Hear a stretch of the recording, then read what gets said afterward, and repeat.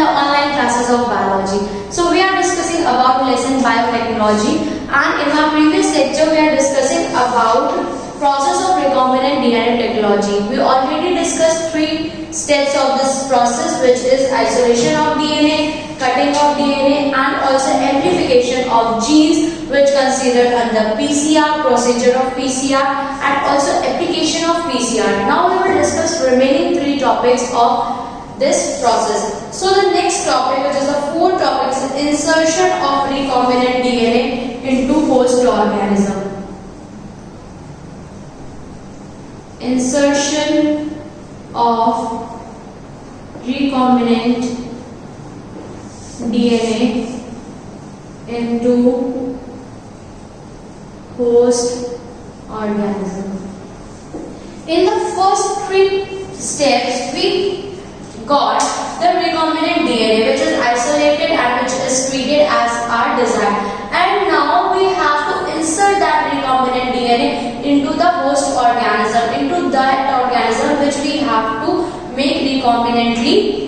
That for that process, as we know that DNA is hydrophilic molecule, that means it cannot pass through membrane. Therefore, the host cell must be made of capable to take up DNA. In case of bacteria as host, this is done by treating them with a specific concentration of divalent cation like calcium, which increase the efficiency with which DNA enters the bacterium through pores in its cell wall. If bacteria is the host, so we have to treat it with calcium.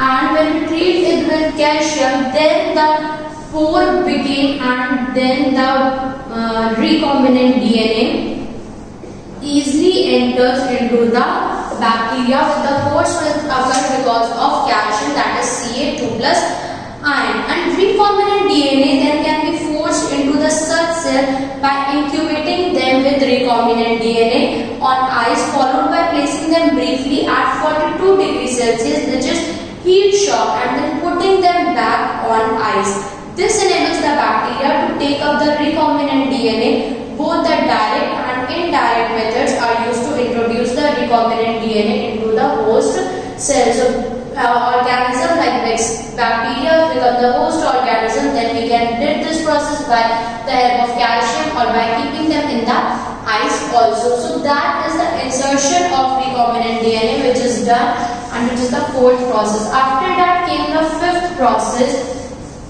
which is obtaining desirable gene product. Obtaining desirable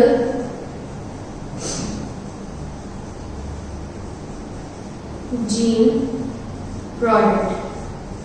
When we got recombinant DNA, we inserted them into host organism, and now is the time when we have to obtain gene product which is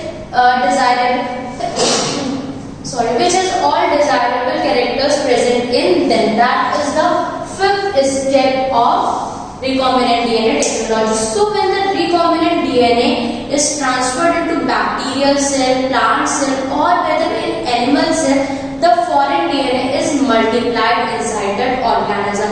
And most of the recombinant technologies are aimed to produce desirable proteins. Proteins are the most important thing which should be produced with the help of this process. If any protein encoding gene is expressed in a heterologous host, it produces recombinant protein, and the cells can also be multiplied in a continuous culture system, which were the used medium and is passed out from one side, and fresh medium is added from the other side to maintain the cell in their physiologically more active exponential phase. And this type of culturing, that is adding one more method from other side and the second culture from other side, this type of culturing method produces a larger biomass, and that helps to get high yield of desired proteins. That means for obtaining gene product of desired characters, we have to make proteins of desired character,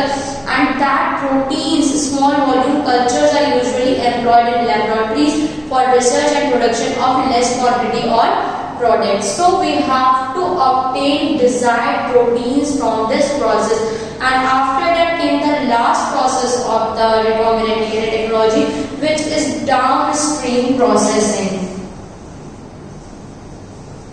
The last process, which is downstream processing. So this is the last step of recombinant DNA technology. This is the process of separation and purification of bioproduct. The bioproduct which we obtain, that should be separated and purified in this process. And after the completion of biosynthetic state, the product has to be subjected to a series of processes before it is ready for marketing as a finished product. The product has to be formulated with suitable preservatives. Such formulation has to undergo clinical trials, as in case of drugs. Strict quality control check testing for each product is also required. The downstream processing and quality control testing vary from product to product. This downstream processing is quality check of the product. Before we have to release that product to the human beings, to the market, we have to check the quality or the capability of that product. For that process only downstream processing is done, that the product should be perfect, it should be separated, and purification of byproduct should be done, that the product is healthy to be used. So in this chapter we have discussed biotechnology. We will do a quick revision of this chapter. First of all, we have discussed biotechnology principles and processes. So biotechnology is a process which is the use of science in our day-to-day activities. And day-to-day life activities are expressed or majorly affected by the science, with the use of science.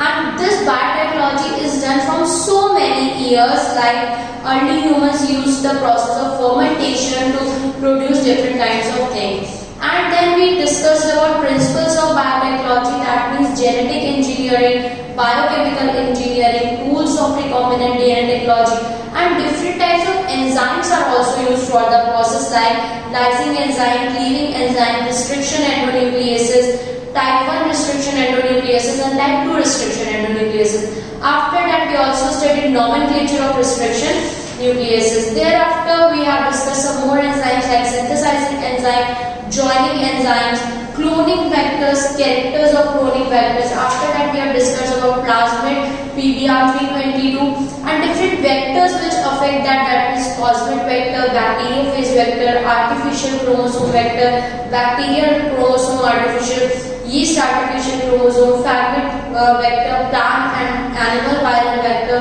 transposomal vector, shuttle vector and content host. After that we have discussed about direct or vectorless gene transfer, which would be done by microinjection, injecting the thing, or electroporation, or gene convert by biostic, or also by jet electrophoresis. After that came the very important topic, which is process of recombinant DNA technology. That process involves several steps, that isolation of DNA, in which the DNA is help to be secreted out from the cell with the help of different enzyme. After that, cutting of DNA, that we have to cut the DNA at the points where it should be joined with the other DNA segment. After that, amplification of gene or the mixing of two strands of DNA. After that, insertion of our DNA into host organism. And after insertion, we got a desirable gene product, and before launching in the environment or in the market, we should do downstream processing. So students, that's all about this chapter. Thank you. Have a nice day.